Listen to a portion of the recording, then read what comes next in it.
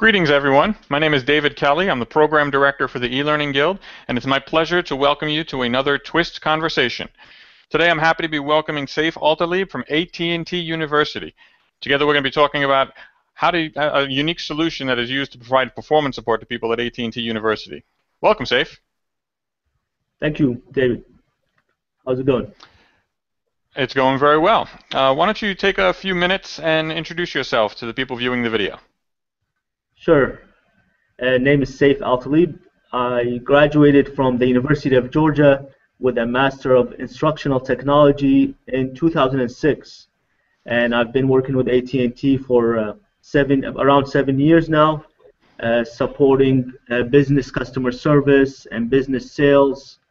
A lot of focus on software training and products training. And I'm a newbie, you could say, in the area of performance support. I've been developing websites for a long time, and for the last 2 years, been learning a lot and implementing a lot of performance support principles. Excellent.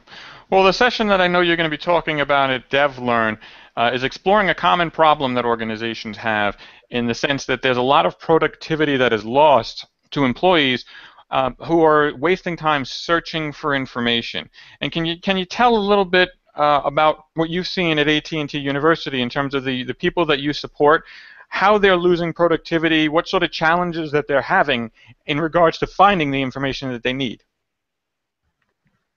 Yeah, so for the last 7 years, supporting the business, supporting our company, there's always been, an issue around finding information quickly.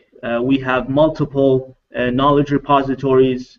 We have many mergers in the company as well, so we still have knowledge repositories and knowledge management systems from all the mergers. We have at least 3 to 4 I can name off of my head. So, as well as everyone knows, in the learning management system, we have a lot of content, and finding that information, being able to use it right away. It's not tailored for the specific user for the that we support, that we want to improve the performance of. So it makes it difficult to be able to support their development when we have to deal with all these different resources. Understood. And I know when we're talking about in the context of performance support, being able to get people the resources that they need, when they need it, where they need it, that's what we're looking for. And that's the whole idea behind developing a performance support solution. And I know the solution that you guys developed at AT&T University, leveraging SharePoint, you refer to it as a SoMoClo-enabled system, with the SoMoClo referring to the 3 major components of it: social, mobile, and cloud-based.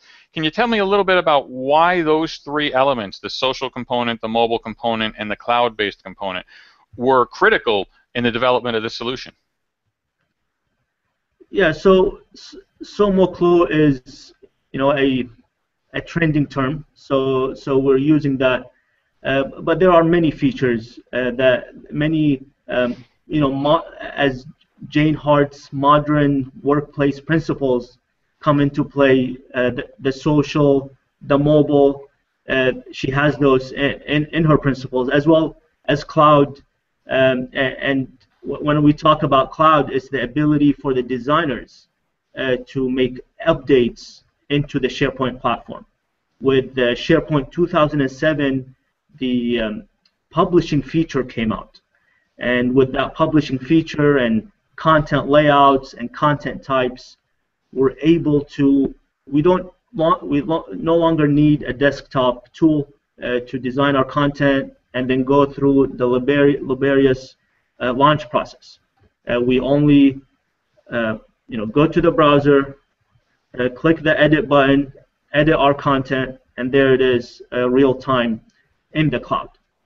And when we talk about social, we've integrated a commenting thread under each page that we have in the platform. So if we have a page about our network, introducing our mobility network, before they come to the classroom, we take advantage of this commenting thread to ask them questions, for them to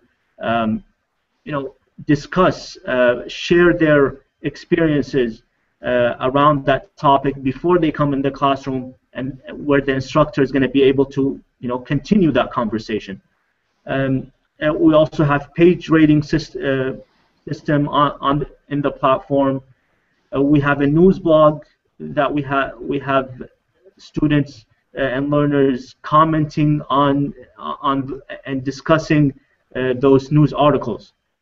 And when it comes to mobile, so that's where what we did is we purchased a HTML5, jQuery, and CSS-based template, mobile responsive template, and we embedded that on our SharePoint platform, and we're able to have this desktop, tablet, smartphone experience using this really nice template that was professionally designed by a graphic company. Excellent. Well, I know when it comes to providing the support, the mobile devices can come in very handy, in especially addressing that where they are, and I think that probably comes in handy with the audience that you were dealing with here. I know the primary audience that the solution was used for was for people who were in a sales environment. Can you give me an idea of how this solution helped the salespeople do their jobs in ways that maybe a traditional classroom training course can't do on its own? What was this solution, and the fact that it had a social component, the fact that it had a mobile component? What did this solution enable these salespeople to do that is unique to the solution, that without the solution they wouldn't have been able to get that type of support? Yeah, so having this platform in place really gave our learners a home base. We're able to deconstruct or organize our content into domains, and we designed our site, our menu of our site into those domains, so that whenever they need information related to that area, they know where to go. So we gave them a big picture of all the content they need to learn in the program, and that platform helped us organize that content. So the content strategy was impacted greatly with having the solution. And then after the content strategy, we also designed the content for the workplace. So when we write the content for the workplace, it's not something that they're just going to use in the program, and then when they graduate, they'll never see it again. It's something that they're going to continue to use. And we see within our SharePoint data analytics, we see that half of our top users are actually graduates that are in the workplace. We can see we have data around what browsers they're using. So we can see, okay, here's 200 people this month using the Safari browser. So it's probably a mobile user. So things like that has been able to,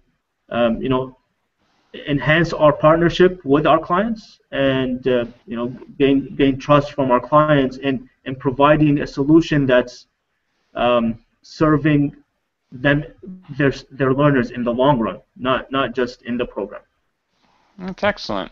And it sounds like, based on the fact that you're using SharePoint, which is a tool that a lot of people have readily available, it's enabling you to be a lot more agile and make changes as you go and as needed to adjust to learner needs and what the needs of the workplace are. Yeah. We talked about the cloud ability, the ability to make updates in the cloud, in the browser, and that has been for me as a designer, for my design team, has been a wonderful value add.